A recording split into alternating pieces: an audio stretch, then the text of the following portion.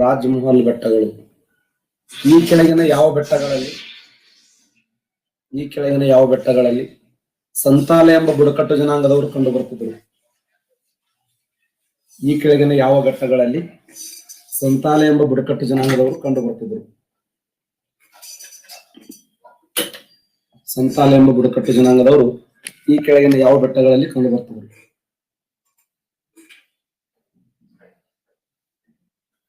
ನಮ್ಮ ಭಾರತ ದೇಶದ ಅತ್ಯಂತ ಪ್ರಸಿದ್ಧವಾಗಿರುವಂತಹ ಬುಡಕಟ್ಟು ಜನಾಂಗ ಇವರು ಸಂಘ. ಸರಿಯಾಗಿರುವಂತ ಉತ್ತರ ರಾಜಮಹಲ್ ಬೆಟ್ಟಗಳು. ನೋಡಿ,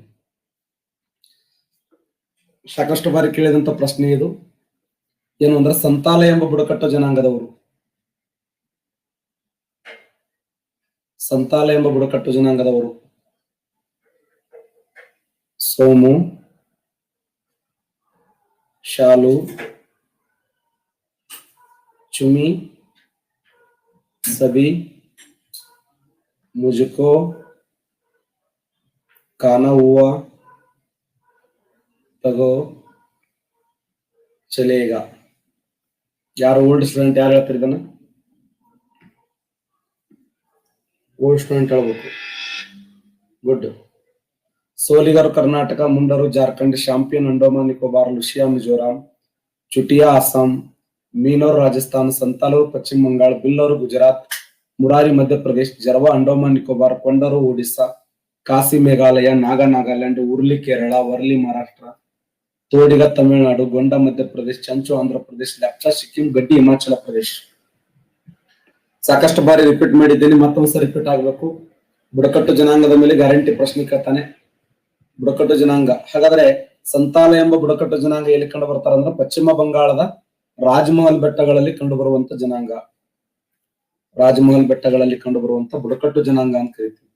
ಸಂತಾಲ ಅನ್ನುವಂತ ಜನಾಂಗ ಎಲ್ಲಿ ಕಂಡು ಬರ್ತಂದ್ರೆ ರಾಜಮಹಲ್ ಬೆಟ್ಟಗಳಲ್ಲಿ. ಹೇಳಿ. ನೋಡಿ ಮೇಡಮ್, ಜಿಗದಾಡಿ ಆನ್ಸರ್ ಹೇಳಿದ್ರು. ತೊಟ್ಟಿಲ ತೂಗು ಕೈ ಜಗತ್ತನ್ನ ಆಳಬಲ್ಲದು ನಾವೇನ್ ಕಂಸರ್ ಅಂತ ಹೇಳಿ ಜಿಗದಾಡಿ ಆನ್ಸರ್ ಹೇಳಿದ್ರು. ಒಟ್ಟಾರೆಯಾಗಿ ಸೋಲಿಗರು ಕರ್ನಾಟಕ, ಮುಂಡರು ಜಾರ್ಖಂಡ್, ಶಾಂಪಿಯನ್ ಅಂಡೋಮಾನ್ ನಿಕೋಬಾರ್, ಲುಷಿಯಾ ಮಿಜೋರಾಂ, ಚುಟಿಯಾ ಅಸ್ಸಾಂ, ಮೀನೋರ್ ರಾಜಸ್ಥಾನ್, ಸಂತಾಲರು ಪಶ್ಚಿಮ ಬಂಗಾಳ, ಬಿಲ್ಲರು ಗುಜರಾತ್, ಮುರಾರಿ ಮಧ್ಯಪ್ರದೇಶ್, ಜರ್ವಾ ಅಂಡೋಮಾನ್ ನಿಕೋಬಾರ್, ಕೊಂಡರು ಒಡಿಸ್ಸಾ, ಕಾಸಿ ಮೇಘಾಲಯ, ನಾಗಾ ನಾಗಾಲ್ಯಾಂಡ್, ಉರ್ಲಿ ಕೇರಳ, ವರ್ಲಿ ಮಹಾರಾಷ್ಟ್ರ, ತೋಡಿಗ ತಮಿಳುನಾಡು, ಗೊಂಡ ಮಧ್ಯಪ್ರದೇಶ್, ಚಂಚು ಆಂಧ್ರ ಪ್ರದೇಶ್, ಲೆಪ್ಚಾ ಸಿಕ್ಕಿಂ, ಗಡ್ಡಿ ಹಿಮಾಚಲ ಪ್ರದೇಶ್. ಇದು ಟ್ರಿಕ್ ನೀವು ಬೈಪೆಟ್ ಆಗಲೇಬೇಕು, ಪರ್ಫೆಕ್ಟ್ ಆಗಲೇಬೇಕು. ಯಾಕಂದ್ರೆ ಬುಡಕಟ್ಟು ಜನಾಂಗದ ಮೇಲೆ ಗ್ಯಾರಂಟಿ ಒಂದು ಪ್ರಶ್ನೆ ಕೇಳ್ತೀವಿ. ನಾವು ನಮ್ಮವರು ಎಂಬ ಭಾವನೆಯಿಂದ ಬೆಟ್ಟ ಗುಡ್ಡಗಳಲ್ಲಿ, ಗಿರಿಕಂದರಗಳಲ್ಲಿ ವಾಸ ಮಾಡುವಂತ ಜನಾಂಗವನ್ನ ಬುಡಕಟ್ಟು ಜನಾಂಗ ಅಂತ ಕರೀತೀವಿ ಅಲ್ಲ. PSI ಕೇಳಿದ್ದಾನೆ, ಮೊನ್ನೆ PSI ಕೇಳಿದ್ದೆ. ಏನಂದ್ರೆ ಕಾಸಿ ಬುಡಕಟ್ಟು ಜನಾಂಗ ಯಾವ ರಾಜ್ಯದಲ್ಲಿ ಕಂಡು ಬರುತ್ತಾರೆ ಅಂತ ಕೇಳಿದ್ದ. ಕಾಸಿ ಅನ್ನುವಂತ ಬುಡಕಟ್ಟು ಜನಾಂಗ ಯಾವ ರಾಜ್ಯದಲ್ಲಿ ಕಂಡು ಬರುತ್ತಾರೆ ಅಂದ್ರೆ ಎಕ್ಸಲೆಂಟ್, ಮೇಘಾಲಯದಲ್ಲಿ ಕಂಡು ಬರ್ತಾರೆ. ನೋಡಿ, ಮೇಘಾಲಯದಲ್ಲಿ ಕಾಸಿ ಅನ್ನುವಂತ ಬುಡಕಟ್ಟು ಜನಾಂಗ ಯಾವ ರಾಜ್ಯದಲ್ಲಿ ಕಂಡು ಬರ್ತಾರೆ ಅಂದ್ರೆ ಮೇಘಾಲಯದಲ್ಲಿ ಕಂಡು ಬರುವಂತ ಪ್ರಸಿದ್ಧವಾದ ಬುಡಕಟ್ಟು ಜನಾಂಗ. ಆಟೋಮೆಟಿಕ್ ಆನ್ಸರ್ ಹೇಳುವಂತ ಪ್ರಯತ್ನ ಮಾಡಬೇಕು. 2017 ಪಂಚಾಯತಿ ಡೆವಲಪ್ಮೆಂಟ್ ಆಫೀಸರ್ PDO ಕೇಳಿದಂತ ಪ್ರಶ್ನೆ. PDO ಏನ್ ಕೇಳಿದ್ದ ಅಂತಂದ್ರೆ ಈ ಕೆಳಗಿನ ಯಾವ ಬೆಟ್ಟಗಳಲ್ಲಿ ಮಹೇಂದ್ರಗಿರಿ ಅನ್ನುವಂತ ಶಿಖರ ಕಂಡು ಬರುತ್ತದೆ ಅಂತ ಕೇಳಿದ್ದ. ಮಹೇಂದ್ರಗಿರಿ ಶಿಖರ ಈ ಕೆಳಗಿನ ಯಾವ ಬೆಟ್ಟಗಳಲ್ಲಿ ಕಂಡು ಬರ್ತದೆ ಅಂತ ಪ್ರಶ್ನೆ ಕೇಳಿದ್ದ. ಮಹೇಂದ್ರಗಿರಿ ಅನ್ನುವಂತ ಶಿಖರ. ಶಬಾಷ್, 62% ಕರೆಕ್ಟ್ ಆನ್ಸರ್ ಮಾಡಿದ್ದೀರಿ. ಪೂರ್ವ ಘಟ್ಟಗಳಲ್ಲಿ, ಅದು ವಿಶೇಷವಾಗಿ ಯಾವ ರಾಜ್ಯ ಅಂದ್ರೆ ಒಡಿಸ್ಸಾ ರಾಜ್ಯದಲ್ಲಿ ಕಂಡು ಬರ್ತದೆ. ಒಡಿಸ್ಸಾ ರಾಜ್ಯದಲ್ಲಿ ಮಹೇಂದ್ರಗಿರಿ.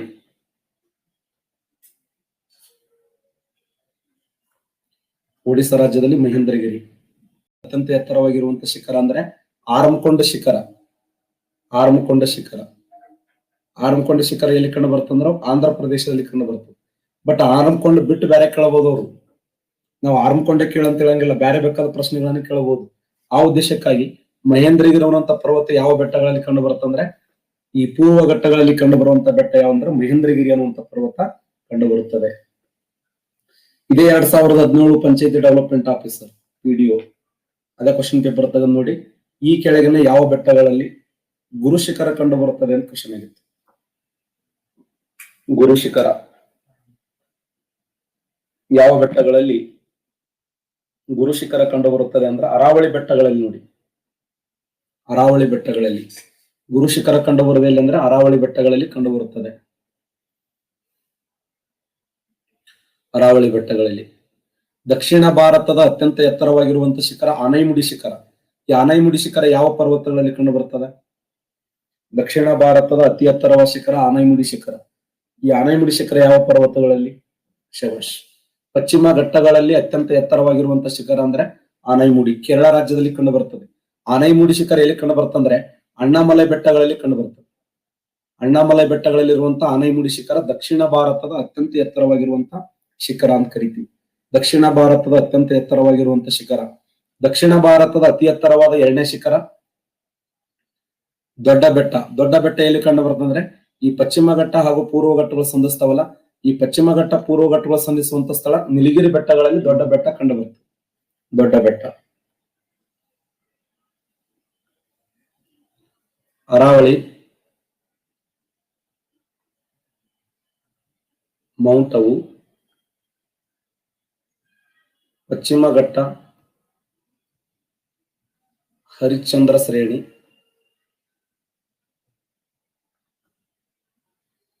ರಂಪಾ,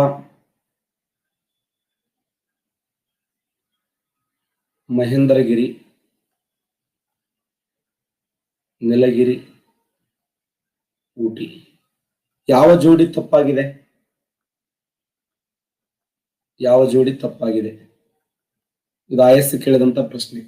ಅರಾವಳಿ ಬೆಟ್ಟಗಳಲ್ಲಿ ಮೌಂಟ್ ಅಬು, ಪಶ್ಚಿಮ ಘಟ್ಟಗಳಲ್ಲಿ ಹರಿಶ್ಚಂದ್ರ ಶ್ರೇಣಿ, ರಂಪಾ ಬೆಟ್ಟಗಳಲ್ಲಿ ಮಹೇಂದ್ರಗಿರಿ, ನೀಲಗಿರಿ ಬೆಟ್ಟಗಳಲ್ಲಿ ಊಟಿ. ಯಾರು ಅಕ್ಯುರೇಟ್ ಆಗಿ ಅಧ್ಯಯನ ಮಾಡಿರ್ತಿರಲ್ಲ ಅವರು ಕರೆಕ್ಟ್ ಆನ್ಸರ್ ಹೇಳಿರೋದು. ಸರಿಯಾದಂತ ಉತ್ತರ 45% ಮಾತ್ರ ಕರೆಕ್ಟ್ ಆನ್ಸರ್ ಮಾಡಿದ್ದೀರಿ. ಈ ತರ ನೀವು ಆನ್ಸರ್ ಮಾಡ್ತಾ ಹೋದ್ರೆ ಅಂದ್ರೆ ಸಕ್ಸಸ್ ಆಗ್ತಾರೆ. ಪ್ರಜ್ವಲ್ ಯಾಕಡೆ ಹೋದಪ್ಪ? ಮಂಗಳೂರು ಪ್ರಜ್ವಲ ಶೆಟ್ಟಿ. ಸರಿಯಾದಂತ ಉತ್ತರ. ಇದು ಆಂಧ್ರ ಪ್ರದೇಶದ ರಂಪಾ ಬೆಟ್ಟಗಳು ಅಂತ ಕರೀತಾರೆ. ಈ ರಂಪಾ ಬೆಟ್ಟಗಳಲ್ಲಿ ಜಗತ್ ಪ್ರಸಿದ್ಧವಾದ ತಿರುಪತಿ ತಿಮ್ಮಪ್ಪನ ದೇವಾಲಯವಿದೆ. ವೆಂಕಟರಮಣ ಗೋವಿಂದ. ಇಲ್ಲಿ ಕಂಡು ಬರುವಂತ ಪರ್ವತ ಅಂದ್ರೆ ಆರ್ಮಕೊಂಡ ಶಿಖರ ಅಲ್ಲ, ಇಲ್ಲಿ ಮಹೇಂದ್ರಗಿರಿ ಕಂಡು ಬರ್ತದೆ. ಸರಿ, ಆರ್ಮಕೊಂಡ ಕಂಡು ಬರ್ತದೆ. ಆರ್ಮಕೊಂಡ. ಇಲ್ಲಿ ಮಹೇಂದ್ರಗಿರಿ ಕಂಡು ಬರಂಗಿಲ್ಲ. Very important. ಅರಾವಳಿ ಬೆಟ್ಟಗಳಲ್ಲಿ ಮೌಂಟ್ ಅಬು ಇದೆ. ಮಹಾರಾಷ್ಟ್ರದ ಪಶ್ಚಿಮ ಘಟ್ಟಗಳಲ್ಲಿ ಹರಿಶ್ಚಂದ್ರ ಶ್ರೇಣಿ ಅಂತ ಕರೀತಾರೆ. ನಮ್ಮಲ್ಲಿ ಹೆಂಗ್ ಕರ್ನಾಟಕ ರಾಜ್ಯದಲ್ಲಿ ನಾವು ಸಹ್ಯಾದ್ರಿ ಬೆಟ್ಟಗಳಂತ ಕರಿತೀವಲ್ಲ, ನಮ್ ಕರ್ನಾಟಕ ರಾಜ್ಯದಲ್ಲಿ ಸಹ್ಯಾದ್ರಿ ಬೆಟ್ಟ, ಮಲೆಯನಾಡು, ಮಲ್ನಾಡ್ ಅಂತ ಕರಿತೀವಲ್ಲ, ಆ ತರ ಪಶ್ಚಿಮ ಘಟ್ಟಗಳನ್ನ ಮಹಾರಾಷ್ಟ್ರದಲ್ಲಿ ಏನಂತ ಕರೀತಾರೆ ಅಂದ್ರೆ ಹರಿಶ್ಚಂದ್ರ ಶ್ರೇಣಿ ಅಂತ ಕರೀತಾರೆ. ಪಶ್ಚಿಮ ಘಟ್ಟಗಳನ್ನು ಮಹಾರಾಷ್ಟ್ರದಲ್ಲಿ ಹರಿಶ್ಚಂದ್ರ ಶ್ರೇಣಿ. ನೀಲಗಿರಿ ಬೆಟ್ಟಗಳಲ್ಲಿ ಊಟಿ ಅಥವಾ ಉದಕ ಮಂಡಲ ಅಂತ. ಉದಕ ಮಂಡಲ. ಊಟಿ ಅಥವಾ ಉದಕ ಮಂಡಲವನ್ನ ದಕ್ಷಿಣ ಭಾರತದ ಗಿರಿಧಾಮಗಳ ರಾಣಿ ಅಂತ ಕರೀತಾರೆ. ದಕ್ಷಿಣ ಭಾರತದ ಗಿರಿಧಾಮಗಳ ರಾಣಿ ಯಾವಂದ್ರೆ ಉದಕ ಮಂಡಲ ಅಥವಾ ಊಟಿ. ಬಹಳ ಫೇಮಸ್. ಉತ್ತರ ಭಾರತ ಗಿರಿಧಾಮಗಳ ರಾಣಿ ಅಂದ್ರ ಚಕ್ರತ. ದಕ್ಷಿಣ ಭಾರತ ಗಿರಿಧಾಮಗಳ ರಾಣಿ ಅಂದ್ರ ಊಟಿ. ಪಶ್ಚಿಮ ಭಾರತ ಗಿರಿಧಾಮಗಳ ರಾಣಿ ಅಂದ್ರೆ ಮೌಂಟ್ ಅಬು. ಪೂರ್ವ ಭಾರತ ಗಿರಿಧಾಮಗಳ ರಾಣಿ ಅಂದ್ರೆ ಡಾರ್ಜಿಲಿಂಗ್. ಮಧ್ಯ ಭಾರತ ಗಿರಿಧಾಮಗಳ ರಾಣಿ ಅಂದ್ರೆ ಪಾಚುಮರಿ. ಪಾಚುಮರಿಯನ್ನು ಮಧ್ಯ ಭಾರತ ಗಿರಿಧಾಮಗಳ ರಾಣಿ ಅಂತ ಹೇಳಿ ಕರೀತಾರೆ. ನೆನ್ಪಿಡಿ. ಉತ್ತರ ಭಾರತ ಗಿರಿಧಾಮಗಳ ರಾಣಿ ಅಂದ್ರೆ ಚಕ್ರತ. ದಕ್ಷಿಣ ಭಾರತ ಗಿರಿಧಾಮಗಳ ರಾಣಿ ಅಂದ್ರೆ ಊಟಿ. ಪಶ್ಚಿಮ ಭಾರತ ಗಿರಿಧಾಮಗಳ ರಾಣಿ ಅಂದ್ರೆ ಮೌಂಟ್ ಅಬು. ಪೂರ್ವ ಭಾರತ ಗಿರಿಧಾಮಗಳ ರಾಣಿ ಅಂದ್ರೆ ಡಾರ್ಜಿಲಿಂಗ. ಮಧ್ಯ ಭಾರತ ಗಿರಿಧಾಮಗಳ ರಾಣಿ ಅಂದ್ರೆ ಪಾಚುಮರಿ. ಇದನ್ನು ಮಧ್ಯ ಭಾರತದ ಗಿರಿಧಾಮಗಳ ರಾಣಿ ಅಂತ ಹೇಳಿ ಕರೀತಾರೆ.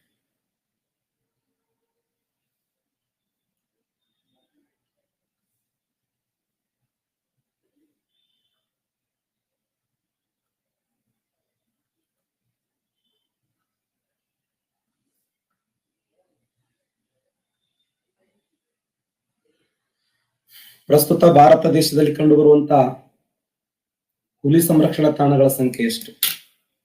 ಪ್ರೆಸೆಂಟ್ ಭಾರತ ದೇಶದಲ್ಲಿ ಹುಲಿ ಸಂರಕ್ಷಣಾ ತಾಣಗಳ ಸಂಖ್ಯೆ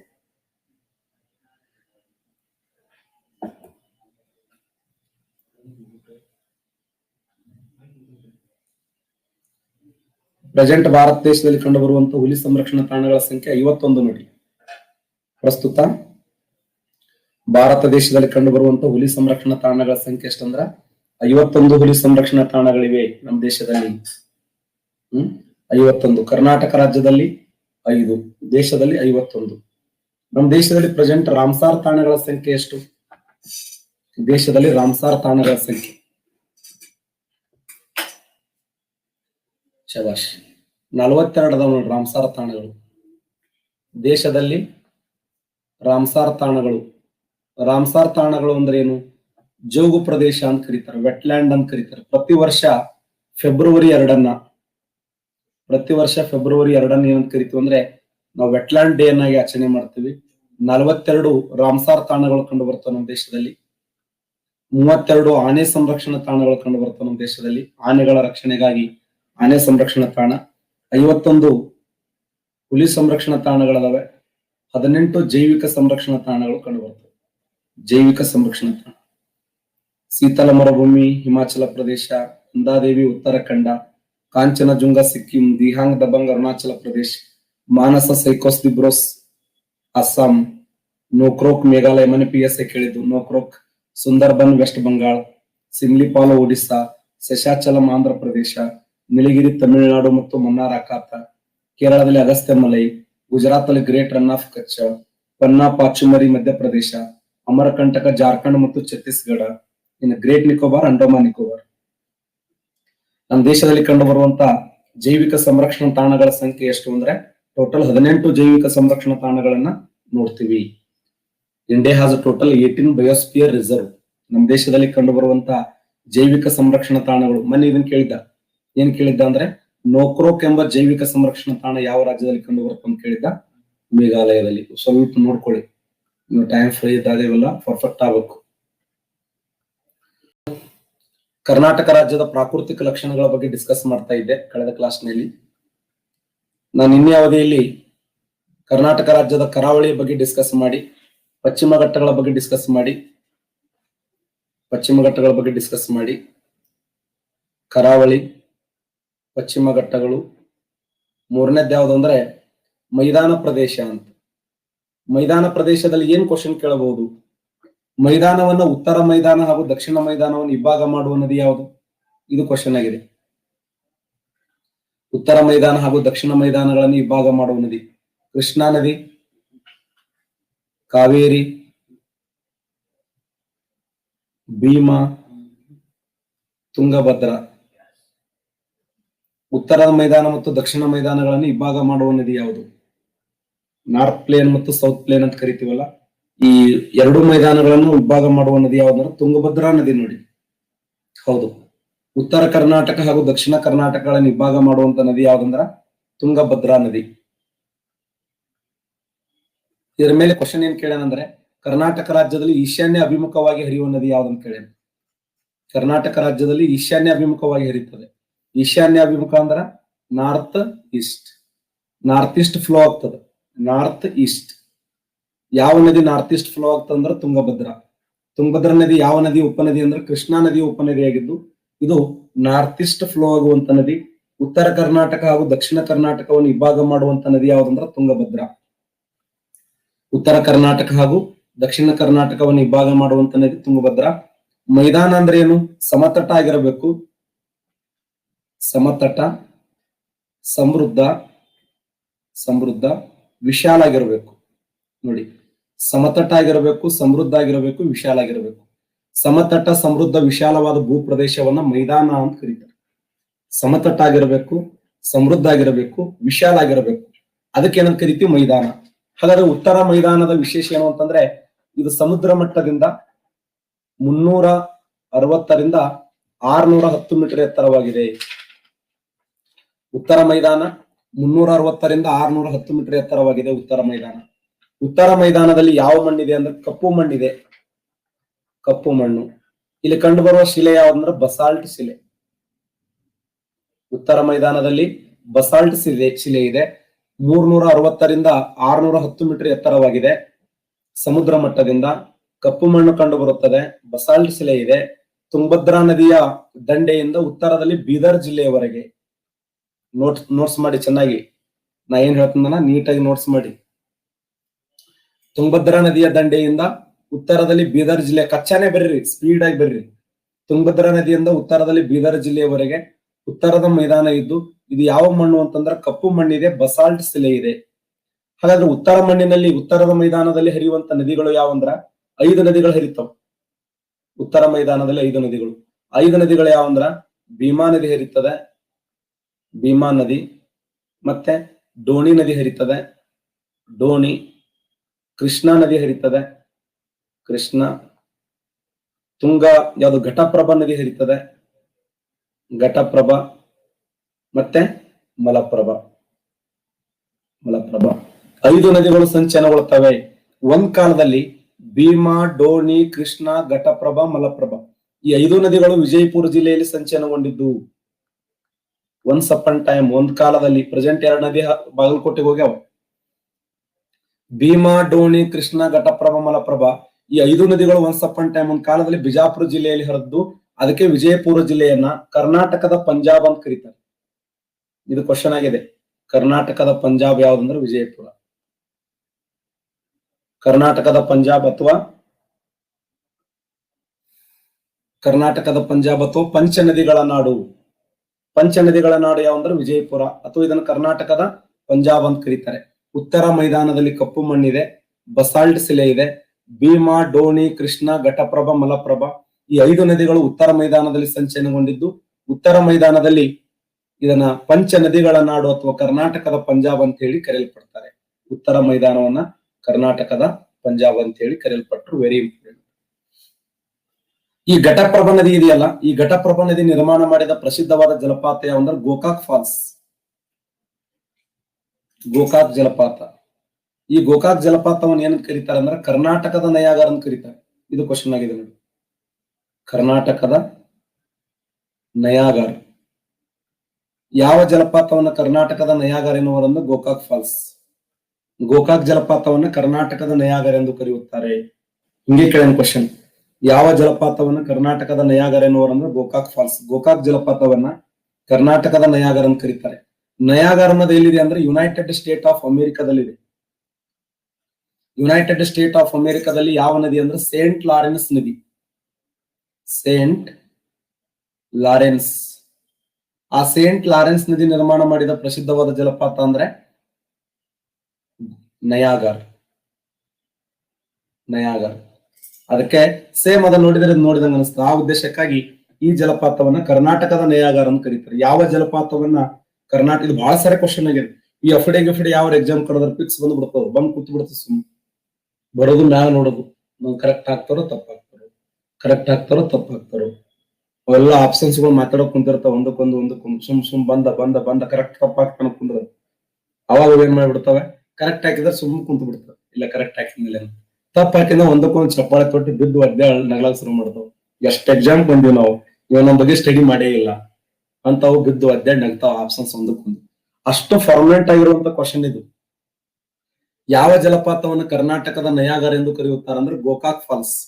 ಗೋಕಾಕ್ ಜಲಪಾತವನ್ನು ಕರ್ನಾಟಕದ ನಯಾಗರ ಅಂತ ಕರೀತಾರೆ. ಇದು ಬಹಳ ಫೇಮಸ್ ಉತ್ತರ ಮೈದಾನದಲ್ಲಿ. ಮತ್ತು ಉತ್ತರ ಮೈದಾನದಲ್ಲಿ ಏನು ಪ್ರಶ್ನೆ ಕೇಳಬಹುದು? ಉತ್ತರ ಮೈದಾನದಲ್ಲಿ ಏನು ಪ್ರಶ್ನೆ ಕೇಳಬಹುದು ಅಂತಂದ್ರೆ, ಈ ಮೈದಾನದಲ್ಲಿ ಡೋಣಿ ನದಿ ಒಂದು ಜಲಪಾತ ನಿರ್ಮಾಣ ಮಾಡಿದ, ಛಾಯಾ ಭಗವತಿ ಅಂತ. ಛಾಯಾ ಭಗವತಿ. ಇದು ಕ್ವಶನ್ ಆಗಿದೆ. ಡೋಣಿ ನದಿ ನಿರ್ಮಾಣ ಮಾಡಿದ ಪ್ರಸಿದ್ಧವಾದ ಜಲಪಾತ ಯಾವಂದ್ರೆ ಛಾಯಾ ಭಗವತಿ ಅನ್ನುವಂತ ಜಲಪಾತವನ್ನು ನಿರ್ಮಾಣ ಮಾಡಿದೆ. ಪ್ರಸಿದ್ಧವಾದ ಜಲಪಾತ ಇದು. ಯಾವ ಜಿಲ್ಲೆಯಲ್ಲಿ ಇದೆ ಅಂದ್ರೆ ಯಾದಗಿರಿ ಜಿಲ್ಲೆಯಲ್ಲಿ ಕಂಡು ಬರ್ತದೆ. ಈ ಡೋಣಿ ನದಿಯ ವಿಶೇಷ ಅಂದ್ರೆ ಈ ನದಿಗೆ ಯಾವುದೇ ಮೂಲ ಇಲ್ಲ, ನದಿ ಮೂಲ ಇಲ್ಲ. ಅದಕ್ಕೆ ಈ ನದಿಯ ನೀರನ್ನ ಯಾರು ಕುಡಿಯಂಗಿಲ್ಲ. ಯಾಕಂದ್ರೆ ಉಪ್ಪು ಮತ್ತು ಸಾಕಷ್ಟು ಉಪ್ಪು ಇರುತ್ತದೆ ಈ ನೀರಿನಲ್ಲಿ. ಉಪ್ಪಿನಾಂಶ ಇರುವುದರಿಂದ ಈ ನದಿಯ ನೀರು ಕುಡ್ಲಕ್ಕ ಯೋಗ್ಯವಲ್ಲದ ನದಿ ಅಂತ ಹೇಳಿ ಕರಿತೀವಿ. ಆದರೆ ಉತ್ತರ ಕರ್ನಾಟಕದ ಜೀವ ನದಿಗಳಲ್ಲಿ ಇದು ಕೂಡ ಒಂದು. ಈ ನದಿ ಹರಿಲಿಲ್ಲ ಅಂದ್ರೆ ಜೋಳ ಮತ್ತು ಗೋಧಿ ಹಂಗಿಲ್ಲ. ಅಷ್ಟು ಫೇಮಸ್ ಆಗಿರುವಂತ ನದಿ. ಜೋಳ ಮತ್ತು ಗೋಧಿ ಬೆಳೆಗೆ ಅತ್ಯಂತ ಪ್ರಸಿದ್ಧವಾಗಿರುವಂತ ನದಿ ಯಾವ್ದಂದ್ರ ಡೋಣಿ ನದಿ. ಜೋಳ ಮತ್ತು ಗೋಧಿಗೆ ಅತ್ಯಂತ ಪ್ರಸಿದ್ಧವಾಗಿರುವಂತ ನದಿ ಯಾವ್ದಂದ್ರೆ ಅದು ಡೋಣಿ ನದಿ ಅಂತ ಕರಿತೀವಿ. ಇನ್ನು ಕೃಷ್ಣಾ ನದಿ ಕೂಡ ಒಂದು ಜಲಪಾತ ನಿರ್ಮಾಣ ಮಾಡಿದೆ. ಕೃಷ್ಣಾ ನದಿ ನಿರ್ಮಾಣ ಮಾಡಿದ ಜಲಪಾತ ಯಾವ್ದಂದ್ರೆ, ಯಾವ ಜಲಪಾತ ನಿರ್ಮಾಣ ಮಾಡಿದೆ ಕೃಷ್ಣಾ ನದಿ?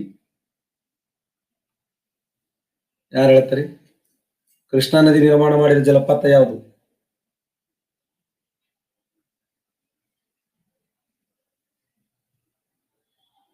ಎಕ್ಸಲೆಂಟ್.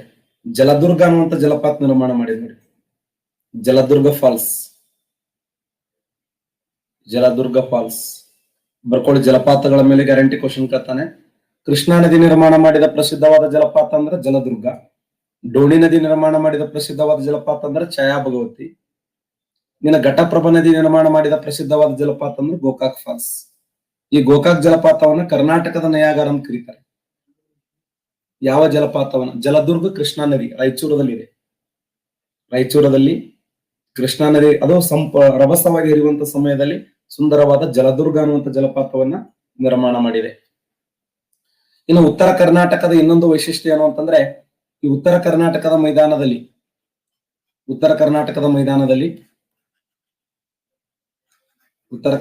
ಮೈದಾನದಲ್ಲಿ ಮಲಗಿರುವ ಬುದ್ಧನ ಬೆಟ್ಟಗಳು ಕಂಡು ಬರ್ತವೆ. ಇದು ಕೇಳೋ ಕ್ವಶನ್. ಮಲಗಿರುವ ಬುದ್ಧನ ಬೆಟ್ಟಗಳು, ಮಲಗಿರುವ ಬುದ್ಧನ ಬೆಟ್ಟಗಳು.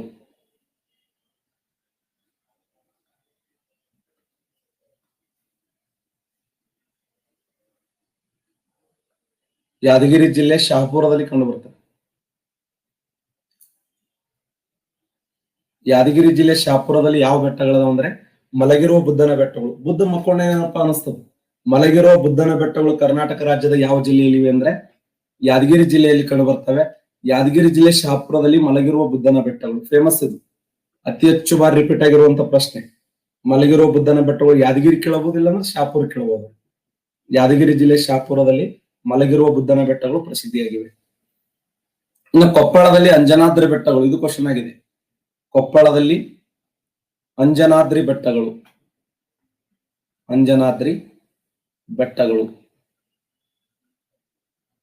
ಕೊಪ್ಪಳದಲ್ಲಿ ಕಂಡು ಬರುವಂತ ಅಂಜನಾದ್ರಿ ಬೆಟ್ಟಗಳು ಫೇಮಸ್. ಯಾದಗಿರಿ ಜಿಲ್ಲೆಯ ಶಹಾಪುರದಲ್ಲಿ ಮಲಗಿರುವ ಬುದ್ಧನ ಬೆಟ್ಟಗಳು, ಕೊಪ್ಪಳದಲ್ಲಿ ಅಂಜನಾದ್ರಿ ಬೆಟ್ಟಗಳು ಫೇಮಸ್. ಇನ್ನ ಗದಗ ಜಿಲ್ಲೆಯ ಕಪ್ಪತ್ತ ಗುಡ್ಡ,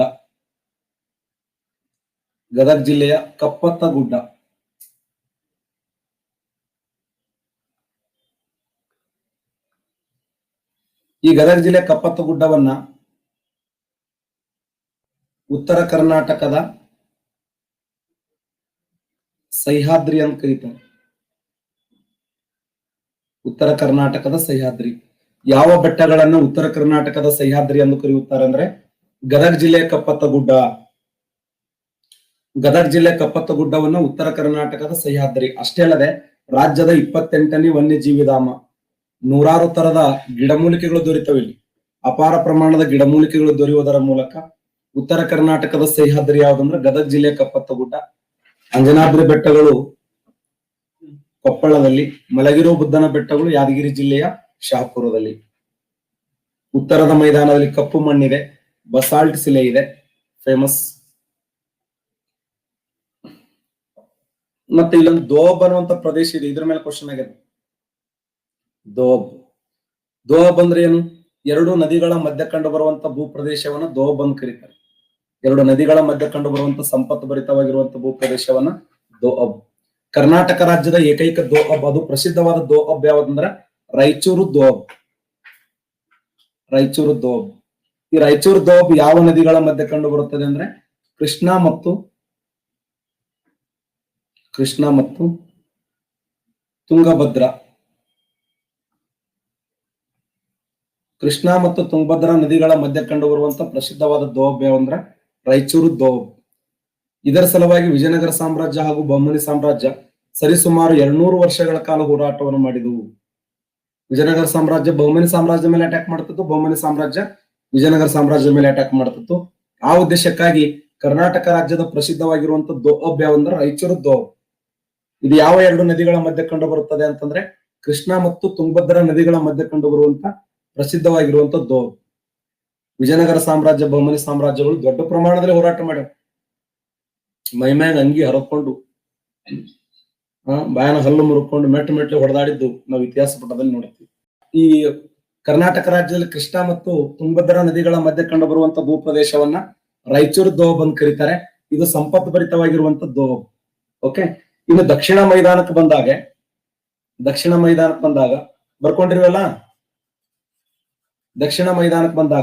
ದಕ್ಷಿಣ ಮೈದಾನದಲ್ಲಿ ಏನಿದೆ ಅಂತಂದ್ರೆ ಈ ಉತ್ತರ ಮೈದಾನದ ಮೇಲೆ ಕೇಳುವಂತ ಪ್ರಶ್ನೆಗಳು ಆಗಲ್ಲ ಡಿಸ್ಕಸ್ ಮಾಡಿದ್ದು. ಪಕ್ಕ ಇವೇ ಕ್ವಶನ್ ಆಗ್ತಾವ. ಉತ್ತರ ಮೈದಾನ ದಕ್ಷಿಣ ಮೈದಾನ ಮೇಲೆ ಏನ್ ಟಾರ್ಗೆಟ್ ಮಾಡಿದಂದ್ರೆ ಇದೇ ತರ ಪ್ರಶ್ನೆಗಳು ಬರ್ತವೆ. ದಕ್ಷಿಣ ಮೈದಾನದ ವಿಶೇಷ ಏನು ಅಂತಂದ್ರೆ ದಕ್ಷಿಣ ಮೈದಾನದಲ್ಲಿ ಕೆಂಪು ಮಣ್ಣಿದೆ, ಅಪಾರ ಪ್ರಮಾಣದಲ್ಲಿ ಕೆಂಪು ಮಣ್ಣಿದೆ, ಗ್ರಾನೈಟ್ ಶಿಲೆ ಇದೆ, ಗ್ರಾನೈಟ್ ಶಿಲೆ ಇದೆ. ಕೆಂಪು ಮಣ್ಣು, ಗ್ರಾನೈಟ್ ಶಿಲೆ ಕಂಡು ಬರ್ತದೆ ದಕ್ಷಿಣ ಮೈದಾನದಲ್ಲಿ. ಅಪಾರ ಪ್ರಮಾಣದಲ್ಲಿ ಕೆಂಪು ಮಣ್ಣು, ಗ್ರಾನೈಟ್ ಶಿಲೆ, ಮತ್ತೆ ಸಮುದ್ರ ಮಟ್ಟದಿಂದ ಸ್ವಲ್ಪ ಹೈಟ್ ಇದೆ. ಇದು 900ರಿಂದ 975 ಮೀಟರ್ ಹೈಟ್ ಇದೆ.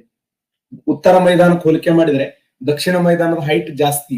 ಅದಕ್ಕೆ ಉತ್ತರ ಮೈದಾನವನ್ನು ಬಯಲು ಸೀಮೆ ನಾಡು ಅಂತ ಕರಿತೀವಿ. ಬಹಳಷ್ಟು ಹೀಟ್ ಇರ್ತದೆ ಉತ್ತರ ಮೈದಾನದಲ್ಲಿ. ರಾಯಚೂರು ಇದೆಯಲ್ಲ, ರಾಯಚೂರು 45.6 ಡಿಗ್ರಿ ಸೆಲ್ಸಿಯಸ್. ಇಡೀ ಕರ್ನಾಟಕ ರಾಜ್ಯದಲ್ಲಿ ಇಲ್ಲಿಯವರೆಗೆ ಅತಿ ಹೆಚ್ಚು ಉಷ್ಣಾಂಶ ದಾಖಲಾಗಿದ್ದು ರಾಯಚೂರು. ಮತ್ತ ಆ ಉಷ್ಣಾಂಶ ಬೇಸಿಗೆಯಲ್ಲಿ, ಚಳಿಗಾಲದಲ್ಲಿ ಅಷ್ಟೇ ತಂಪು ಇರ್ತದೆ. ಉದಾಹರಣೆ ಬೀದರ್ 2.8 ಡಿಗ್ರಿ ಸೆಲ್ಸಿಯಸ್. ಇಡೀ ಕರ್ನಾಟಕ ರಾಜ್ಯದಲ್ಲಿ ಅತ್ಯಂತ ಹೆಚ್ಚು ಉಷ್ಣಾಂಶ ದಾಖಲಾಗಿದ್ದು ರಾಯಚೂರು, ಆದರೆ ಅತ್ಯಂತ ಕಡಿಮೆ ಉಷ್ಣಾಂಶ ದಾಖಲಾಗಿದ್ದು ಬೀದರ್. ಎರಡು ನಮ್ಮ ಉತ್ತರ ಕರ್ನಾಟಕದಲ್ಲೇ ಕಂಡು ಬರ್ತದೆ. ಬೀದರ ಅತ್ಯಂತ ಕಡಿಮೆ ಉಷ್ಣಾಂಶ, ಅತ್ಯಂತ ಹೆಚ್ಚು ಉಷ್ಣಾಂಶ ಅಂದ್ರೆ ಅದು ರಾಯಚೂರು. ಈ ತರ ಅದು ಋತುಮಾನಗಳಿಗೆ ಸಂಬಂಧಪಟ್ಟಂತೆ ಏನೇನಾಗ್ತಂದ್ರೆ ಬದಲಾವಣೆ ಆಗ್ತದೆ. ಆದ್ರೆ ದಕ್ಷಿಣ ಮೈದಾನಕ್ಕೆ ಹೋಲಿಕೆ ಮಾಡಿದರೆ ದಕ್ಷಿಣ ಮೈದಾನ ಹೈಟ್ ಇದೆ. ಉತ್ತರ ಮೈದಾನಕ್ಕೆ ಹೋಲಿಕೆ ಮಾಡಿದ್ರೆ ಹೈಟ್ ಇದೆ, ಕೆಂಪು ಮಣ್ಣಿದೆ, ಗ್ರಾನೈಟ್ ಶಿಲೆ ಇದೆ, 900ರಿಂದ 900 ಮೀಟರ್ ಹೈಟ್ ಇದೆ. ಈ ಮೈದಾನದಲ್ಲಿ ಇದು ನೋಡಿ, ಪೂರ್ವ ಘಟ್ಟಗಳು ಹಂಚಿಕೆಯಾಗಿವೆ. ಇದು ಕ್ವಶನ್ ಆಗಿದೆ. ಪಶ್ಚಿಮ ಘಟ್ಟ ಹಾಗೂ ಪೂರ್ವ ಘಟ್ಟಗಳು ಕರ್ನಾಟಕ ರಾಜ್ಯದಲ್ಲಿ ಹಂಚಿಕೆಯಾಗವು. ಪಶ್ಚಿಮ ಘಟ್ಟಗಳು ಇವು ಪಶ್ಚಿಮ ಘಟ್ಟಗಳಾದರೆ ಇವು ಪೂರ್ವ ಘಟ್ಟಗಳು. ಪೂರ್ವ ಘಟ್ಟಗಳನ್ನ ಕರ್ನಾಟಕ ರಾಜ್ಯದಲ್ಲಿ ಏನಂತ ಕರೀತಾರ ಅಂತ ಕ್ವಶನ್ ಕೇಳ್ಯಾನ. ಪೂರ್ವ ಘಟ್ಟಗಳನ್ನು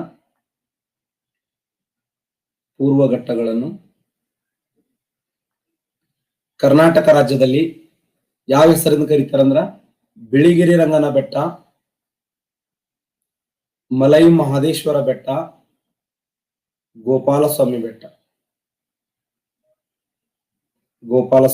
ಹಿಂಗೆ ಕ್ವಶನ್ ಕೇಳ್ಯಾನ.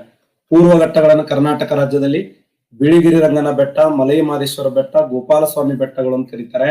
ಈ ಬಿಳಿಗಿರಿ ರಂಗನ ಬೆಟ್ಟ, ಮಲೈ ಮಹದೇಶ್ವರ ಬೆಟ್ಟ, ಗೋಪಾಲಸ್ವಾಮಿ ಬೆಟ್ಟಗಳಲ್ಲಿ ಕಂಡು ಬರುವಂತ ಬುಡಕಟ್ಟು ಜನಾಂಗ ಯಾವಂದ್ರ ಸಂತಾಲ ಜನಾಂಗ.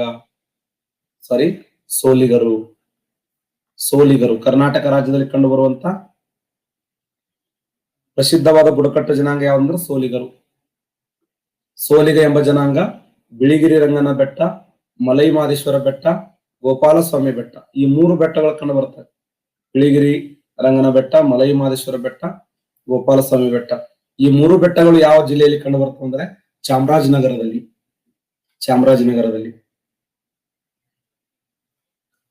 ಈ ಬೆಟ್ಟಗಳಲ್ಲಿ ಹೈಯೆಸ್ಟ್ ನಿತ್ಯ ಹರಿದ್ವರ್ಣ ಕಾಡುಗಳಿದೆ. ಎವರ್ಗ್ರೀನ್ ಫಾರೆಸ್ಟ್ ಅಂತ ಕರಿತೀವಲ್ಲ, ಅತಿ ಹೆಚ್ಚಿನ ಪ್ರಮಾಣದಲ್ಲಿ ನಿತ್ಯ ಹರಿದ್ವರ್ಣ ಕಾಡುಗಳು ಯಾವ ಬೆಟ್ಟಗಳಲ್ಲಿ ಕಂಡು ಬರ್ತವೆ ಅಂದ್ರೆ ಬಿಳಿಗಿರಿ ರಂಗನ ಬೆಟ್ಟ, ಮಲೈ ಮಹದೇಶ್ವರ ಬೆಟ್ಟ, ಗೋಪಾಲಸ್ವಾಮಿ ಬೆಟ್ಟಗಳಲ್ಲಿ ಕಂಡು ಬರ್ತವೆ. ಅತಿ ಹೆಚ್ಚು ಗರಿಷ್ಠ ಪ್ರಮಾಣದಲ್ಲಿ ಈ ಒಂದು ಬೆಟ್ಟಗಳಲ್ಲಿ ಹಂಚಿಕೆಯಾಗಿದ್ದು ವಿಶೇಷ ನಿತ್ಯ ಹರಿದ್ವರ್ಣ ಕಾಡುಗಳು. ಇನ್ನ ಚಿಕ್ಕಬಳ್ಳಾಪುರ ಜಿಲ್ಲೆಯಲ್ಲಿ ನಂದಿ ಬೆಟ್ಟ ಇದೆ. ಚಿಕ್ಕಬಳ್ಳಾಪುರದಲ್ಲಿ ಇದೆ. ಕ್ವಶನ್ ಆಗಿದೆ ನಂದಿ ಬೆಟ್ಟ. ಇದ್ರ ಹೈಟ್ ಎಷ್ಟಿದೆ ಅಂದ್ರೆ 1492 ಮೀಟರ್ ಹೈಟ್ ಇದೆ. ಚಿಕ್ಕಬಳ್ಳಾಪುರ ಜಿಲ್ಲೆಯಲ್ಲಿ ನಂದಿ ಬೆಟ್ಟ ಬಹಳ ಫೇಮಸ್ ಆಗಿದ್ದು ಪ್ರವಾಸಿಗರನ್ನ ಕೈ ಮಾಡಿ ಕರೆಯುವಂತ ಬೆಟ್ಟ ಇದು ನಂದಿ ಬೆಟ್ಟ. ಶರಣರು ಸಂತರು ಅವರೆಲ್ಲ ಆ ಶರಣರು ಸಂತರನ್ನ ಕೈ ಮಾಡಿ ಕರೆಯುವಂತ ಬೆಟ್ಟ ಯಾವುದು? ಯೋಗ, ಧ್ಯಾನ, ಪ್ರಾಣಾಯಾಮ. ಅಲ್ಲಿ ನಂದಿ ಬೆಟ್ಟಕ್ಕೆ ಯಾ ಗೊಂಬೆ ಚಿತ್ರ ಕಳ್ಸಾಕತ್ತಾರ. ನಾ ಏನ್ ತಪ್ಪ ಮಾತಾಡೀನಿ? ನೀವು ಬಹಳ ಶಾಣೆ ಇದ್ದೀರಿ. ನಾವೇ ಟ್ಯೂಷನ್ ಹಚ್ಬೇಕು ಹಳ್ಳಿ. ನಂದಿ ಬೆಟ್ಟದ ಬಗ್ಗೆ ಸ್ವಲ್ಪ ಹೇಳ್ರಿ. ಆಯ್ತು ಸರ್, ಸಾಯಂಕಾಲ ಬಂದ್ಬಿಡ್ರಿ 1 ಅರ್ಧ ತಾಸ.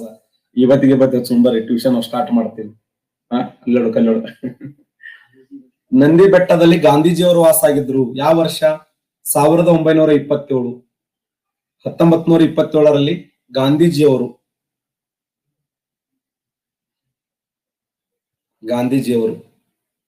1927ರಲ್ಲಿ ಗಾಂಧೀಜಿಯವರು ನಂದಿ ಬೆಟ್ಟದಲ್ಲಿ ವಾಸ ಮಾಡಿದ್ರು. ತಮ್ಮ ಜೀವನದಲ್ಲಿ ಕರ್ನಾಟಕ ರಾಜ್ಯದಲ್ಲಿ ಅತಿ ಹೆಚ್ಚು ವಿಶ್ರಾಂತಿಯನ್ನು ಪಡೆದಂತ ಬೆಟ್ಟವನ್ನೇ ನಂದಿ ಬೆಟ್ಟ. ಟಿಪ್ಪು ಡ್ರಾಪ್ ಇದೆ ಇಲ್ಲಿ ಬೆಟ್ಟದಲ್ಲಿ. ಫೇಮಸ್ ನಂದಿ ಬೆಟ್ಟ. ಇನ್ನು ಮೈಸೂರಿನಲ್ಲಿ ಚಾಮುಂಡಿ ಬೆಟ್ಟ ಫೇಮಸ್. ಇದು ಕ್ವಶನ್ ಆಗಿದೆ. ಮೈಸೂರಿನಲ್ಲಿ ಕಂಡು ಬರುವಂತ ಪ್ರಸಿದ್ಧವಾದ ಬೆಟ್ಟ ಯಾವಂದ್ರ ಚಾಮುಂಡಿ ಬೆಟ್ಟ. ಮೈಸೂರಿನಲ್ಲಿ ಕಂಡು ಬರುವಂತ ಚಾಮುಂಡಿ ಬೆಟ್ಟ.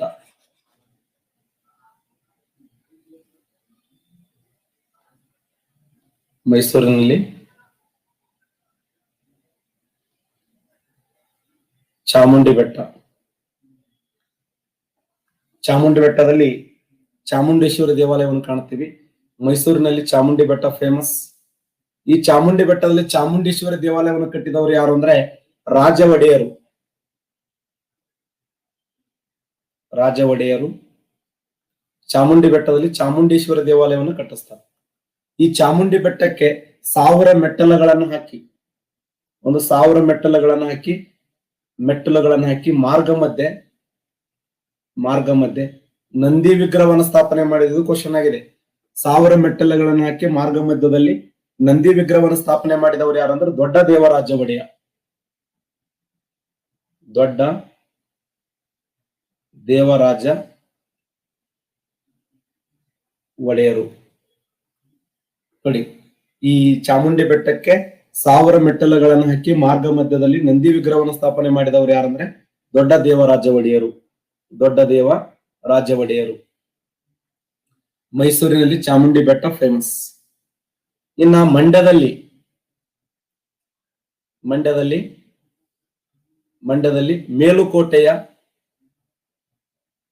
ಮೇಲುಕೋಟೆಯ ಚಲುವನಾರಾಯಣ ಸ್ವಾಮಿ.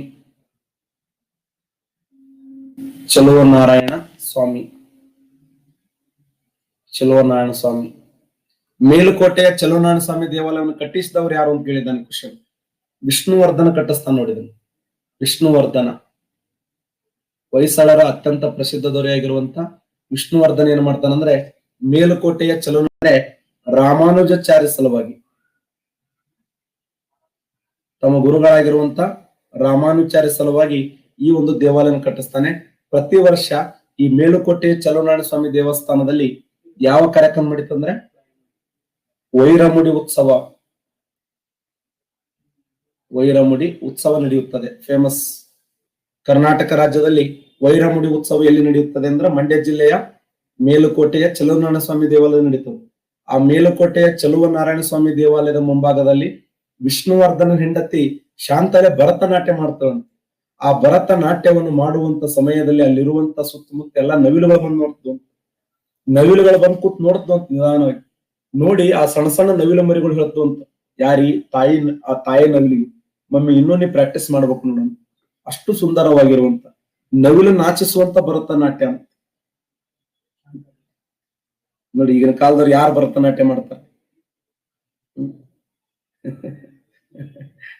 ಕಲಿಬೇಕೆಲ್ಲ ಲಲಿತ ಕಲೆಗಳಲ್ಲಿ ಫೇಮಸ್ ಆಗಿರಬೇಕು.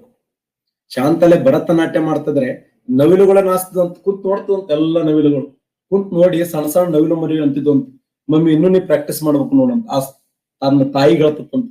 ಅಲ್ಲಿ ನೋಡ ಆ ಮೇಡಮ್ ಅವ್ರಿಗೆ ಚಂದ ಡಾನ್ಸ್ ಮಾಡ್ತಾರೆ. ಅಷ್ಟ್ರ ಮಟ್ಟಿಗೆ ಆ ನವಿಲು ನಾಚಿಸುವಂತ ಭರತನಾಟ್ಯ ಯಾರಂದ್ರೆ ಶಾಂತಲೆ. ವಿಷ್ಣುವರ್ಧನ ಹೆಂಡತಿ ಶಾಂತಲೆ ಎಲ್ಲಿ ಭರತನಾಟ್ಯ ಅಂದ್ರೆ ಮೇಲುಕೋಟೆ ಚಲುವನಾರಾಯಣ ಸ್ವಾಮಿ ದೇವಾಲಯದ ಮುಂಭಾಗದಲ್ಲಿ.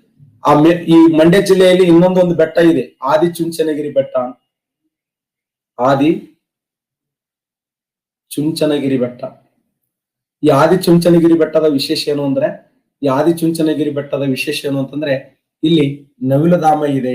ಕರ್ನಾಟಕ ರಾಜ್ಯದ ಪ್ರಸಿದ್ಧವಾಗಿರುವಂತ ನವಿಲುಧಾಮ ಇದೆ. ಮತ್ತೆ ಕಾಲಭೈರೇಶ್ವರ ಅನ್ನುವಂತ ದೇವಸ್ಥಾನ ಇದೆ. ಕರ್ನಾಟಕ ರಾಜ್ಯದಲ್ಲಿ 2 ಸ್ಥಳಗಳಲ್ಲಿ ನವಿಲುಧಾಮ ಇದೆ. ಹಾವೇರಿ ಜಿಲ್ಲೆಯ ಬಂಕಾಪುರದಲ್ಲಿ ಒಂದು ನವಿಲುಧಾಮ ಇದೆ. ಮಂಡ್ಯ ಜಿಲ್ಲೆಯ ಆದಿಚುಂಚನಗಿರಿಯಲ್ಲಿ ಒಂದು ನವಿಲುಧಾಮ ಇದೆ. ಕರ್ನಾಟಕ ರಾಜ್ಯದಲ್ಲಿ ಕಂಡು ಬರುವಂತ ನವಿಲುಧಾಮಗಳ ಸಂಖ್ಯೆ 2. ಮಂಡ್ಯ ಜಿಲ್ಲೆಯ ಆದಿಚುಂಚನಗಿರಿಯಲ್ಲಿ ಒಂದು ನವಿಲುಧಾಮ, ಹಾವೇರಿ ಜಿಲ್ಲೆಯ ಬಂಕಾಪುರದಲ್ಲಿ ಒಂದು ನವಿಲುಧಾಮ. 2 ಪ್ರಧಾನವಾಗಿರುವಂತ ನವಿಲುಧಾಮಗಳನ್ನ ನಾವು ಕರ್ನಾಟಕ ರಾಜ್ಯದಲ್ಲಿ ಕಾಣ್ತೀವಿ. ಫೇಮಸ್ 2 ನವಿಲುಧಾಮಗಳು ಫೇಮಸ್. ಇನ್ನ ಚಿತ್ರದುರ್ಗ ಜಿಲ್ಲೆಯಲ್ಲಿ ಜೋಗಿಮಟ್ಟಿ ಅಂತ ಫೇಮಸ್ ಇದೆ. ಚಿತ್ರದುರ್ಗ ಜಿಲ್ಲೆಯ ಜೋಗಿಮಟ್ಟಿ. ಈ ಚಿತ್ರದುರ್ಗ ಜಿಲ್ಲೆಯ ಜೋಗಿಮಟ್ಟಿಯ ವಿಶೇಷ ಏನಂದ್ರೆ ಇದನ್ನು ಕರ್ನಾಟಕದ ಊಟಿ ಅಂತ ಕರೀತಾರೆ. ಇದು ಕ್ವಶನ್ ಆಗಿದೆ. ಯಾವ ಬೆಟ್ಟಗಳನ್ನ ಕರ್ನಾಟಕದ ಊಟಿ ಎಂದು ಕರೆಯುತ್ತಾರೆ ಅಂದ್ರೆ ಚಿತ್ರದುರ್ಗ ಜಿಲ್ಲೆಯ ಜೋಗಿಮಟ್ಟಿ. ಚಿತ್ರದುರ್ಗ ಜಿಲ್ಲೆಯ ಜೋಗಿಮಟ್ಟಿಯನ್ನು ಕರ್ನಾಟಕದ ಊಟಿ ಎಂದು ಕರೆಯುತ್ತಾರೆ. ಕ್ವಶನ್ ಹಿಂಗೆ ಕೇಳೋಣ, ಯಾವ ಬೆಟ್ಟಗಳನ್ನ ಅಥವಾ ಯಾವ ಸ್ಥಳಗಳನ್ನ ಕರ್ನಾಟಕದ ಊಟಿ ಎಂದು ಕರೆಯುತ್ತಾರೆ ಅಂದ್ರೆ ಚಿತ್ರದುರ್ಗ ಜಿಲ್ಲೆಯ ಜೋಗಿಮಟ್ಟಿ. ಚಿತ್ರದುರ್ಗ ಜಿಲ್ಲೆಯ ಜೋಗಿಮಟ್ಟಿಯನ್ನ ಕರ್ನಾಟಕದ ಊಟಿ ಅಥವಾ ಉದಕ ಮಂಡಲ ಎನ್ನುವರು. ಇಲ್ಲಿ ಪ್ರಸಿದ್ಧವಾಗಿರುವಂತ ಈ ಪವನ ಶಕ್ತಿ ಉತ್ಪಾದನಾ ಕೇಂದ್ರ ಇದೆ. ಪವನ ಶಕ್ತಿ ಉತ್ಪಾದನಾ ಕೇಂದ್ರ ಎಲ್ಲಿ ನೋಡ್ತೀವಿ ಅಂದ್ರ ಚಿತ್ರದುರ್ಗ ಜಿಲ್ಲೆ ಜೋಗಿಮಟ್ಟಿಯಲ್ಲಿ ಕಾಣಲಕ್ಕ ಸಾಧ್ಯ ಇದೆ ಅಂತ. ಇಷ್ಟು ಕರ್ನಾಟಕ ರಾಜ್ಯದ 2ನೇ ಚಾಪ್ಟರ್ ಇದು. ಇಲ್ಲಿಗೆ 2ನೇ ಚಾಪ್ಟರ್ ಕಂಪ್ಲೀಟ್. ಇವು 2ನೇ ಚಾಪ್ಟರ್ ಕಂಪ್ಲೀಟ್. ನೆಕ್ಸ್ಟ್ ಯಾವುದು ಅಂದ್ರೆ ನೆಕ್ಸ್ಟ್ ಚಾಪ್ಟರ್ ಆರಂಭ ಮಾಡೇ ಬಿಡೋಣ, ವೇಟ್ ಮಾಡೋದು ಬೇಡ. ಕರ್ನಾಟಕ ರಾಜ್ಯದ ಮಣ್ಣು ಮತ್ತು ಮಣ್ಣಿನ ವಿಧಗಳು. ಕರ್ನಾಟಕ ರಾಜ್ಯದ ಮಣ್ಣು ಮತ್ತು ಅದರ ವಿಧಗಳು. ಕರ್ನಾಟಕ ರಾಜ್ಯದ ಮಣ್ಣಿನ ಮೇಲೆ ಯಾವ ತರ ಕ್ವಶನ್ ಕೇಳಿದ್ದಾನೆಂದ್ರೆ ಎ ಬಿ ಸಿ ಡಿ. ಕಪ್ಪು ಮಣ್ಣು, ಕೆಂಪು ಮಣ್ಣು, ಕಪ್ಪು ಮಣ್ಣು, ಕೆಂಪು ಮಣ್ಣು. ಒಂದೇ ನಿಮಿಷ.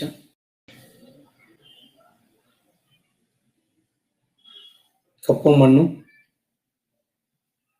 ಕೆಂಪು ಮಣ್ಣು ಕಾಣಿಸ್ತಾ ಇದೆಯಾ?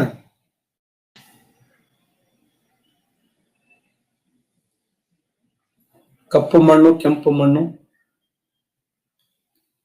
ಜಂಬೆಟ್ಟಿಗೆಯ ಮಣ್ಣು, ಕಪ್ಪು, ಕೆಂಪು, ಜಂಬೆಟ್ಟಿಗೆ, ಮೆಕ್ಕಲು ಮಣ್ಣು. ನೋಡಿ, ಕಪ್ಪು ಮಣ್ಣಿದೆ, ಕೆಂಪು ಮಣ್ಣಿದೆ, ಜಂಬೆಟ್ಟಿಗೆ ಮಣ್ಣಿದೆ, ಮೆಕ್ಕಲು ಮಣ್ಣು. ನಮ್ಮ ರಾಜ್ಯದಲ್ಲಿ ಅತಿ ಹೆಚ್ಚು ಕಂಡು ಬರುವ ಮಣ್ಣು ಯಾವುದನ್ನು ಕ್ವಶನ್ ಕೇಳುತ್ತೆ. ಕರ್ನಾಟಕ ರಾಜ್ಯದಲ್ಲಿ ಹೇರಳವಾಗಿ ಕಂಡು ಬರುವ ಮಣ್ಣು ಯಾವುದು? ಅತಿ ಹೆಚ್ಚು 59% ಕರೆಕ್ಟ್ ಆನ್ಸರ್ ಮಾಡಿದಿರಿ. ಕರ್ನಾಟಕ ರಾಜ್ಯದಲ್ಲಿ ಹೈಯೆಸ್ಟ್ ಕಂಡು ಬರುವಂತ ಮಣ್ಣು ಅಂದ್ರೆ ಕೆಂಪು ಮಣ್ಣು. ನಮ್ಮ ರಾಜ್ಯದಲ್ಲಿ ಗರಿಷ್ಠ ಪ್ರಮಾಣದಲ್ಲಿ ಕಂಡು ಬರುವಂತ ಮಣ್ಣು ಯಾವುದಂದ್ರೆ ಕೆಂಪು ಮಣ್ಣು. ಅತಿ ಹೆಚ್ಚಿನ ಪ್ರಮಾಣದಲ್ಲಿ ಕಂಡು ಬರುತ್ತದೆ ಕೆಂಪು ಮಣ್ಣು. ನೋಡಿ, ಕರ್ನಾಟಕ ರಾಜ್ಯದಲ್ಲಿ ಹೈಯೆಸ್ಟ್ ಕಂಡು ಬರುವಂತ ಮಣ್ಣು ಯಾವಂದ್ರ ಕೆಂಪು ಮಣ್ಣು. ಯಾವ ಮಣ್ಣನ್ನ ನಾಗರಿಕತೆಯ ಮಣ್ಣು ಅಂತ ಕರೀತಾರೆ? ಯಾವ ಮಣ್ಣನ್ನ ನಾಗರಿಕತೆಯ ಮಣ್ಣು ಎನ್ನುವರು? ಸರಿಯಾದಂತ ಉತ್ತರ ಮೆಕ್ಕಲು ಮಣ್ಣು. ಇದು ಕ್ವಶನ್ ಆಗಿದೆ ನೋಡಿ. ಯಾವ ಮಣ್ಣನ್ನ ನಾಗರಿಕತೆಯ ಮಣ್ಣು ಎನ್ನುವರು ಅಂದ್ರೆ ಮೆಕ್ಕಲು ಮಣ್ಣು. ಈ ಕೆಳಗಿನ ಯಾವ ಮಣ್ಣನ್ನ ರೇವೆ ಮಣ್ಣು ಎನ್ನುವರು? ರೇವೆ, ರವ ಅಂತ ಬರದ್ರಿ, ರೇವೆ ಮಣ್ಣು. ಈ ಕೆಳಗಿನ ಯಾವ ಮಣ್ಣನ್ನ ರೇವೆ ಮಣ್ಣು ಎನ್ನುವರು? ರೇವೆ ಮಣ್ಣು.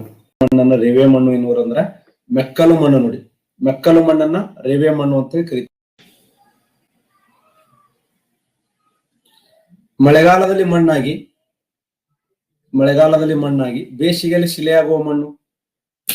ಮಳೆಗಾಲದಲ್ಲಿ ಮಣ್ಣಾಗ್ತದೆ, ಬೇಸಿಗೆಯಲ್ಲಿ ಶಿಲೆ ಆಗ್ತದೆ. 90% ಕರೆಕ್ಟ್ ಆನ್ಸರ್ ಹಾಕಿದ್ದೀರಿ, ಎಕ್ಸಲೆಂಟ್. ಯಾವ ಮಣ್ಣು ಮಳೆಗಾಲದಲ್ಲಿ ಮಣ್ಣಾಗ್ತದೆ, ಬೇಸಿಗೆಯಲ್ಲಿ ಶಿಲೆ ಆಗ್ತಂದ್ರೆ ಅದು ಜಂಬೆಟ್ಟಿಗೆ ಮಣ್ಣು. ಯಾವ ಶಿಲೆ ಅಂದ್ರೆ ಲ್ಯಾಟ್ರೈಟ್ ಶಿಲೆ. ನೋಡಿ, ಲ್ಯಾಟ್ರೈಟ್ ಶಿಲೆ. ಮಳೆಗಾಲದಲ್ಲಿ ಮಣ್ಣಾಗಿ ಬೇಸಿಗೆಯಲ್ಲಿ ಶಿಲೆ ಆಗೋದು ಯಾವಂದ್ರೆ ಲ್ಯಾಟ್ರೈಟ್ ಶಿಲೆ. ಮಳೆಗಾಲದಲ್ಲಿ ಉಬ್ಬುತ್ತದೆ, ಬೇಸಿಗೆಯಲ್ಲಿ ಬಿರುಕು ಬಿಡುತ್ತದೆ. ಮಳೆಗಾಲದಲ್ಲಿ ಉಬ್ಬುತ್ತದೆ, ಬೇಸಿಗೆಯಲ್ಲಿ ಬಿರುಕು ಬಿಡುತ್ತದೆ. ಚಲೋ. ಕಪ್ಪು ಮಣ್ಣು. ನೋಡಿ, ಕಪ್ಪು ಮಣ್ಣು. ಈ ಕೆಳಗಿನ ಯಾವ ಮಣ್ಣನ್ನ ರೆಗೂರ್ ಮಣ್ಣು ಅಂತ ಕರೀತಾರೆ? ರೆಗೂರ್ ಮಣ್ಣು. ಮೊನ್ನೆ FD ಕೇಳಿದ್ನ, ರೆಗೂರ್ ಮಣ್ಣು ಯಾವ ಬೆಳೆಗೆ ಸೂಕ್ತ ಅಂದ್ರೆ ಎಲ್ಲ ಒಂದೇ. ಕಪ್ಪು ಮಣ್ಣು ಅಂದ್ರು ಒಂದೇ, ರೆಗೂರ್ ಮಣ್ಣು ಅಂತಂದ್ರು ಒಂದೇ. ಕಪ್ಪು ಮಣ್ಣಿಗಿರುವ ಇನ್ನೊಂದು ಹೆಸರೇ ರೆಗೂರ್ ಮಣ್ಣು. ಯಾಕಂದ್ರೆ ಆ ರೆಗೂರ್ ಮಣ್ಣಿನಿಂದ ಏನ್ ಬೆಳಿತಾರೆ ಅಂದ್ರೆ ಹತ್ತಿಯನ್ನು ಬೆಳೆಯಲಾಗ್ತದೆ. ಗರಿಷ್ಠ ಪ್ರಮಾಣದಲ್ಲಿ ಹತ್ತಿಯನ್ನು ಬೆಳೆಯುವಂತ ಮಣ್ಣು ಯಾವ್ದಂದ್ರ ಕಪ್ಪು ಮಣ್ಣು. ಈ ಕೆಳಗಿನ ಯಾವ ಮಣ್ಣು ಗ್ರಾನೈಟ್ ಶಿಲೆಯ ಶಿಥಿಲೀಕರಣದಿಂದ ನಿರ್ಮಾಣಗೊಂಡಿದೆ? ಈ ಕೆಳಗಿನ ಯಾವ ಮಣ್ಣು ಗ್ರಾನೈಟ್ ಶಿಲೆಯ ಶಿಥಿಲೀಕರಣದಿಂದ ನಿರ್ಮಾಣಗೊಂಡಿದೆ? ಸರಿಯಾದಂತ ಉತ್ತರ ಕೆಂಪು ಮಣ್ಣು. ನೋಡಿ, ಗ್ರಾನೈಟ್ ಶಿಲೆ, ಗ್ರಾನೈಟ್ ರಾಕ್ಸ್.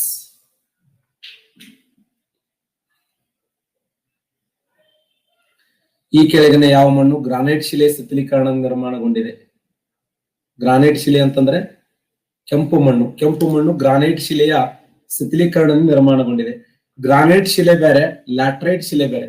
ಲ್ಯಾಟ್ರೈಟ್ ಅಂದ್ರೆ ಜಂಬೆಟ್ಟಿಗೆ ಮಣ್ಣು, ಗ್ರಾನೈಟ್ ಅಂದ್ರೆ ಕೆಂಪು ಮಣ್ಣು. ಕೆಂಪು ಮಣ್ಣು. ಡೆಹ್ರಾಡೂನ್, ಭೂಪಾಲ್, ಕಟಕ್, ಬ್ಯಾರಕ್ಪುರ್. ಭಾರತದ ಮಣ್ಣು ಸಂಶೋಧನಾ ಕೇಂದ್ರ ಎಲ್ಲಿದೆ? ಭಾರತದ ಮಣ್ಣು ಸಂಶೋಧನಾ ಕೇಂದ್ರ ಎಲ್ಲಿದೆ? ಈ ಕೆಳಗಿನ ಯಾವ ಸ್ಥಳದಲ್ಲಿ ಭಾರತ ಮಣ್ಣು ಸಂಶೋಧನಾ ಕೇಂದ್ರ? ಎಕ್ಸಲೆಂಟ್. ಮಧ್ಯಪ್ರದೇಶದ ಭೂಪಾಲ್ ನೋಡಿ. ಭಾರತದ ಮಣ್ಣು ಸಂಶೋಧನಾ ಕೇಂದ್ರ ಎಲ್ಲಿದೆ ಅಂದ್ರೆ ಮಧ್ಯಪ್ರದೇಶದ ಭೂಪಾಲ್. ಭಾರತದ ಸೆಣಬು ಸಂಶೋಧನಾ ಕೇಂದ್ರ? ಭಾರತದ ಸೆಣಬು ಸಂಶೋಧನಾ ಕೇಂದ್ರ ರೈಟ್. ಪಶ್ಚಿಮ ಬಂಗಾಳದ ಬ್ಯಾರಕ್ಪುರ್. ಸೆಣಬು ಜೂಟ್ ಅಂತ ಕರಿತೀವಲ್ಲ, ಗೋಲ್ಡನ್ ಫೈಬರ್ ಅಂತ ಕರೀತಾರೆ, ಚಿನ್ನದ ನಾರು. ಯಾವ ಬೆಳೆಯನ್ನ ಚಿನ್ನದ ನಾರು ಅಂತ ಸಾಕಷ್ಟು ಕ್ವಶನ್ ಕೇಳಿದ್ದಾರೆ. ಯಾವ ಬೆಳೆಯನ್ನು ಚಿನ್ನದ ನಾರು ಅಂತ ಕರೀತಾರೆ ಅಂದ್ರೆ ಸೆಣಬು. ಭಾರತದ ಭತ್ತ ಸಂಶೋಧನಾ ಕೇಂದ್ರ ಎಲ್ಲಿದೆ? ಭಾರತದ ಭತ್ತ ಸಂಶೋಧನಾ ಕೇಂದ್ರ ಶವಾಶ್, ಒಡಿಶಾ ರಾಜ್ಯದ ಕಟಕ್. ಒಡಿಶಾ ರಾಜ್ಯದ ಕಟಕ್. ಭಾರತದ ಅರಣ್ಯ ಸಂಶೋಧನಾ ಕೇಂದ್ರ? ಭಾರತ ಅರಣ್ಯ ಸಂಶೋಧನಾ ಕೇಂದ್ರ ರೈಟ್. 97% ಕರೆಕ್ಟ್ ಆನ್ಸರ್ ಮಾಡಿದ್ದೀರಿ. ಡೆಹ್ರಾಡೂನ್ ನೋಡಿ. ಭಾರತದ ಅರಣ್ಯ ಸಂಶೋಧನಾ ಕೇಂದ್ರ ಎಲ್ಲಿದೆ ಅಂದ್ರೆ ಮಧ್ಯಪ್ರದೇಶ ಉತ್ತರಾಖಂಡದ ಡೆಹ್ರಾಡೂನ್. ಉತ್ತರಾಖಂಡದ ಡೆಹ್ರಾಡೂನದಲ್ಲಿ ಭಾರತದ ಅರಣ್ಯ ಸಂಶೋಧನಾ ಕೇಂದ್ರವನ್ನು ನೋಡ್ತೀವಿ. ಮಧ್ಯಪ್ರದೇಶದ ಭೂಪಾಲದಲ್ಲಿ ಭಾರತ ಮಣ್ಣು ಸಂಶೋಧನಾ ಕೇಂದ್ರ ಇದೆ. ಒಡಿಶಾ ರಾಜ್ಯದ ಕಟಕದಲ್ಲಿ ಭಾರತ ಭತ್ತ ಸಂಶೋಧನಾ ಕೇಂದ್ರ ಇದೆ. ಪಶ್ಚಿಮ ಬಂಗಾಳದ ಬ್ಯಾರಕ್ಪುರದಲ್ಲಿ ಭಾರತದ ಸೆಣಬು ಸಂಶೋಧನಾ ಕೇಂದ್ರ ಇದೆ. ಸೆಣಬು ಸಂಶೋಧನಾ ಕೇಂದ್ರ ನೆನಪಿಡಿ.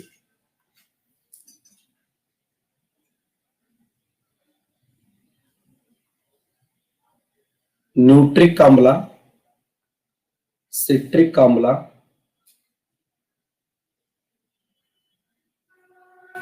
ಹ್ಯೂಮಸ್ ಆಮ್ಲ, ಪ್ರತ್ಯಾಮ್ಲ. ಮಣ್ಣಿನಲ್ಲಿ ಕಂಡುಬರುವಂತಹ ಆಮ್ಲ ಯಾವುದು? ಇದು ಕ್ವಶನ್ ಆಗಿದೆ. ನ್ಯೂಟ್ರಿಕ್ ಆಮ್ಲ, ಸಿಟ್ರಿಕ್ ಆಮ್ಲ, ಹ್ಯೂಮಸ್ ಆಮ್ಲ, ಪ್ರತ್ಯಾಮ್ಲ. 89% ಕರೆಕ್ಟ್ ಆನ್ಸರ್ ಮಾಡಿದ್ದೀರಿ. ಸರಿಯಾದಂತ ಉತ್ತರ ಹ್ಯೂಮಸ್ ಆಮ್ಲ ನೋಡಿ. ಮಣ್ಣಿನಲ್ಲಿ ಕಂಡು ಬರುವಂತ ಪ್ರಧಾನವಾಗಿರುವಂತ ಆಮ್ಲ ಯಾವುದು? ಹ್ಯೂಮಸ್ ಆಮ್ಲ ಕೇಳಬಹುದು, ಇಲ್ಲಾಂದ್ರೆ ಯೂರಿಕ್ ಆಮ್ಲ ಕೇಳಬಹುದು. ಎರಡರ ಒಂದು ಗ್ಯಾರಂಟಿ. ಯಾಕಂದ್ರೆ ಹ್ಯೂಮಸ್ ಇರೋ ಇನ್ನೊಂದು ಹೆಸರು ಯೂರಿಕ್ ಆಮ್ಲ. ಓಕೆನಾ? ಅಲ್ಲಿ ಹ್ಯೂಮಸ್ ಕೇಳಬಹುದು, ಇಲ್ಲಾಂದ್ರೆ ಯೂರಿಕ್ ಆಮ್ಲ ಕೇಳಬಹುದು. ಯೂರಿಕ್ ಆಮ್ಲ ಅಥವಾ ಹ್ಯೂಮಸ್ ಆಮ್ಲ. ಸರಿ, ಹ್ಯೂಮಸ್ ಅಂದ್ರೆ ಏನು? ಬರೇ ನಾವು ಶಿಲೆಯನ್ನ ಒಡೆದು ಪುಡಿ ಪುಡಿ ಮಾಡಿದ್ರೆ ಮಣ್ಣಾಗಿಲ್ಲ. ಶಿಲಾಚೂರುಗಳ ಸಂಯೋಜನೆ, ಶಿಲಾಚೂರುಗಳ ಸಂಯೋಜನೆ ಮತ್ತೆ ಜೈವಿಕಾಂಶಗಳ ಸಮ್ಮಿಶ್ರಣ.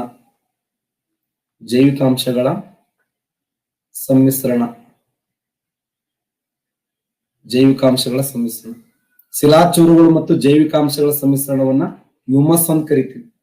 ಈಗ ಏನಾದ್ರೂ ಕೆಲವೊಂದು ಲವಣಾಂಶಗಳು ಕೆಲವೊಂದು ಇದ್ರನ್ನೇ ಮಾತ್ರ ಅದು ಮಣ್ಣು ಆಗ್ತದಲ್ಲ.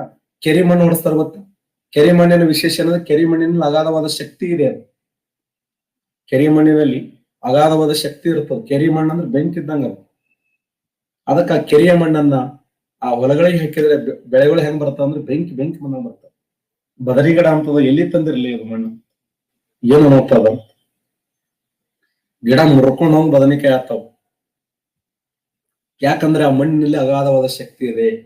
ಮಣ್ಣು ಹೆಂಗಪ್ಪ ಅಂದ್ರೆ ಬೆಂಕಿ ಇದ್ದಂಗ ಇರ್ತದೆ. ಆ ಉದ್ದೇಶಕ್ಕಾಗಿ ಅದಕ್ಕೆ ಏನಂತ ಕರಿತೀವಿ ನಾವು ಅಂದ್ರೆ ಹ್ಯೂಮಸ್ ಅಂತ ಕರಿತೀವಿ. ಹ್ಯೂಮಸ್ ಶಿಲಾಚೂರುಗಳ ಸಂಯೋಜನೆ ಮತ್ತು ಜೈವಿಕಾಂಶಗಳ ಸಮ್ಮಿಶ್ರಣವನ್ನ ಹ್ಯೂಮಸ್ ಅಂತ ಕರೀತಾರೆ. ಹ್ಯೂಮಸ್ ಅಂದ್ರೆ ಏನು? ಶಿಲಾಚೂರುಗಳು ಪ್ಲಸ್ ಜೈವಿಕಾಂಶಗಳ ಸಮ್ಮಿಶ್ರಣವನ್ನು ಹ್ಯೂಮಸ್ ಅಂತ ಹೇಳಿ ಕರೆಯಲ್ಪಡ್ತೀವಿ.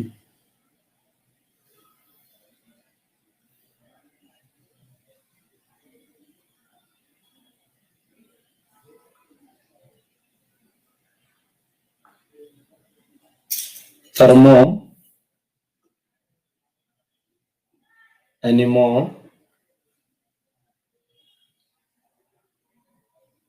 ನ್ಯೂಟ್ರಿಕ್ ಥರ್ಮೋಮೀಟರ್, ಎನ್ಮೋಮೀಟರ್, ನ್ಯೂಟ್ರಿಕ್ ಮೀಟರ್,